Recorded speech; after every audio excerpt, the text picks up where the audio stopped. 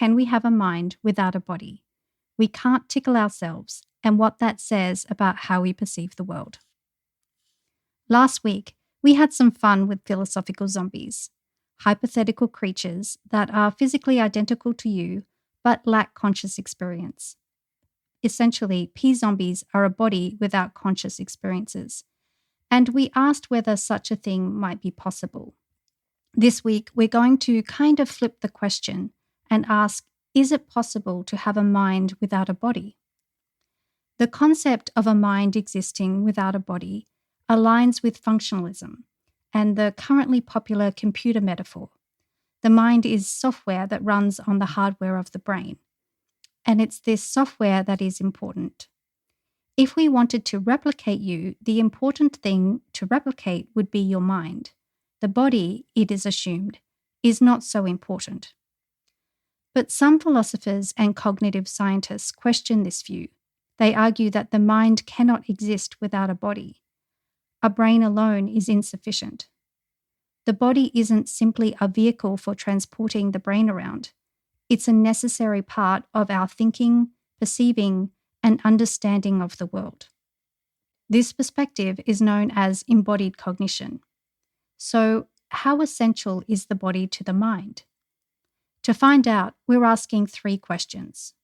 1. What's the usual way scientists explain what the brain does? 2. What's wrong with this standard story? And 3. Why are bodies important for understanding the world? 2 caveats before we jump in. 1. It's worth pointing out that those who believe it's possible that bodies could exist without conscious experiences, like the philosophical zombies, don't necessarily argue that conscious experiences could exist without a body. In fact, philosopher David Chalmers, who made the zombie thought experiment popular, has a nuanced view on this matter. More on that in another article. 2. While it seems like we're flipping last week's question, the issues aren't perfectly symmetrical. Last week, when we discussed philosophical zombies, we asked if a body can exist without conscious experiences. This week, we're exploring something slightly different: minds. A mind can mean different things to different thinkers. Unlike our previous focus on conscious experiences, the mind often encompasses a broader range of mental phenomena. For some, minds are all about conscious experience. For others, it includes a broader range of mental phenomena, which may or may not be consciously experienced. In this article, let's focus on one aspect of mental phenomena: sensation and perception. Sensation is detecting things in the world using our senses, like light or sound.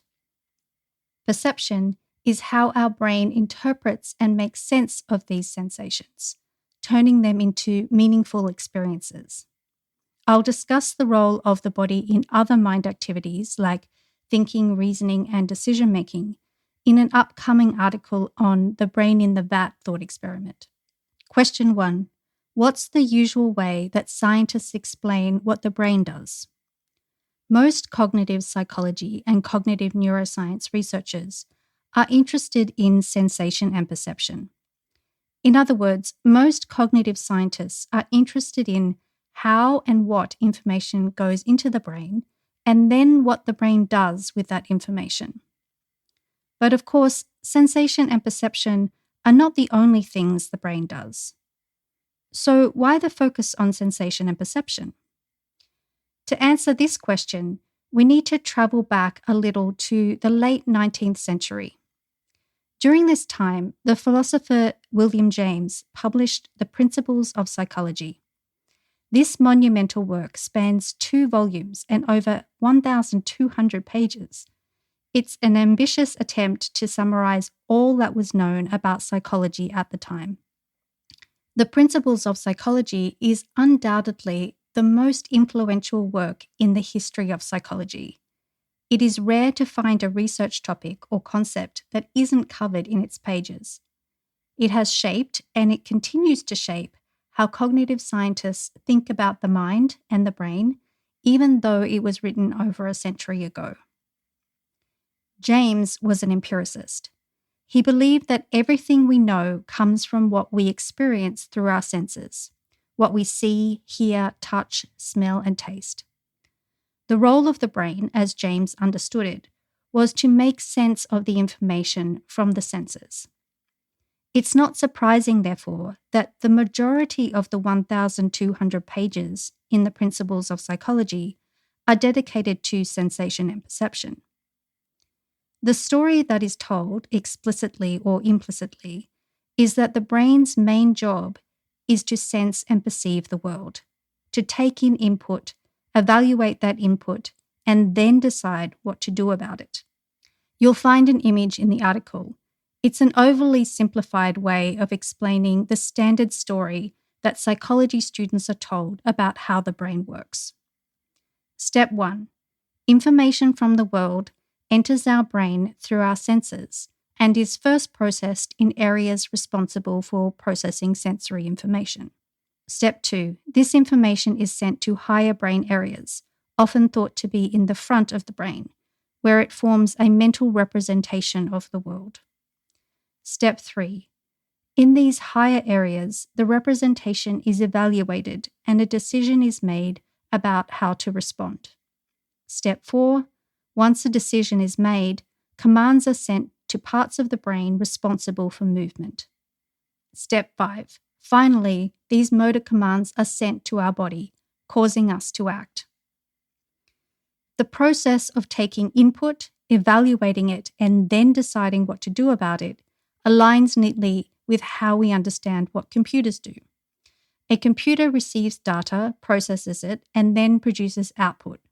Brains, we are told, are like computers in that they too are information processing systems.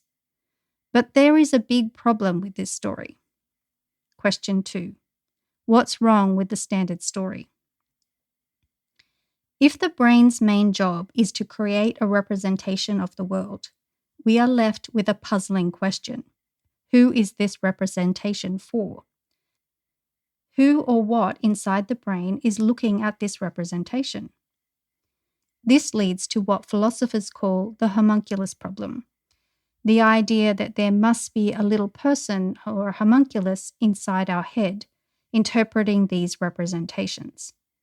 It's the little homunculus who, after watching and interpreting the representations, makes decisions about what to do next. But then, wouldn't that homunculus need another homunculus inside its head to interpret its representation? And so on, creating something like an infinite set of Russian nesting dolls. We can probably all agree that there's no little human inside the head. But without an interpreter of the representation, a representation has no meaning. In some ways, step 1 and step 2 are similar to the functions of a digital camera. A digital camera reliably represents what it sees when it converts light into digital information. But we aren't going around saying that cameras find meaning in this digital information. The meaning comes from us, the human viewers who interpret and understand the images. So that brings us back to the question. If we are just brains doing something similar to cameras, who or what is the us that finds meaning in these representations? Let's expand this conundrum a little further. Imagine a map that is a representation of a city. For the map to be useful, 2 things need to happen. The symbols on the map must match real things in the city. The little building symbol needs to represent an actual building, and the winding blue line needs to stand for a real river. In other words, the map must not be a misrepresentation of the city. More relevantly to this analogy, the person using the map needs to understand what these symbols mean. They must know what a building is and that the symbols on the map represent a building. In other words, the map user must connect the map to the real world. Without this connection or grounding, the map is a meaningless piece of paper with drawings. Let's apply this idea to our brains. For our brains to create meaningful experiences, sensory inputs need to be grounded in the outside world. In the standard story, the brain forms representations based on sensory input. But representations are not enough to explain how our brain acquires meaning. What's happening inside our heads needs to be directly connected or grounded to what's happening in the world. Without this grounding, sensory inputs like undecipherable lines and letters on a piece of paper are simply abstract signals with no meaning. So, how does the brain achieve this grounding? This leads us to question 3. Why are bodies important for understanding the world? Yuri Buzaki argues in his book, The Brain from Inside Out, that we've been getting it all wrong. The brain's main job isn't to create a representation of the world. Instead, its primary function is to make the body move and to register the consequences of that movement. We often think that to act in the world, we must first perceive the world. But what if we've got it backwards? What if to perceive the world, we must first act? When babies are first born, their perceptual systems are immature and undeveloped, but they can move. If you have ever had the privilege of spending time with a baby, you'll know they love to kick. For many years, we didn't think too much about these seemingly random movements. But recently, developmental psychologists have suggested that kicking is critical for a baby's brain development. By kicking, the baby learns about its body. Each kick sends valuable information back to its developing brain. This information helps the baby build a map of its body, learning about the basic physics of its body and the environment. The baby doesn't wait for its perceptual system to mature before acting. It acts, and through action, learns to perceive. This connection between action and perception isn't only true for babies. It seems to be how our brains work throughout our lives. Take a look at the GIF in the article. Just take 20 seconds to stare at the plus sign and notice what happens to the purple dots. If you manage to keep your gaze perfectly still on the plus sign, you may have noticed that the purple dots disappear. When you move your eyes, the dots reappear. The purple dots don't actually disappear. Your brain simply stops registering them. By the way, that green dot, it's not really there. But I digress. This phenomenon is known as the Troxler effect. It's an example of how eye movements are crucial for perception. About 5 times per second, our eyes make a tiny movement. These eye movements are called saccades, and they have the effect of refreshing the visual input coming into our eyes. Without these eye movements, we don't see. Once again, action, moving our eyes, is necessary for perception. But it's not only our eyes. This principle applies to the entire body. Let's look at one more example that drives the point home. A few weeks ago, I mentioned the rubber hand illusion, the illusion where people are tricked into feeling sensations in a fake rubber hand. This illusion works because the participant is asked not to move their hand. If they did move their hand, the illusion would immediately break. This is because movement provides feedback that the brain uses to locate and identify our body parts. The standard story of what the brain does paints the brain as a passive receiver of incoming information. But these examples suggest we don't simply receive information and then decide what to do about that information. Perception, it seems, is an active process that requires body movement. The standard story of how the brain works, with its neat separation of perception followed by action, may be wrong. So, if the standard story is not correct, what's really going on in the brain?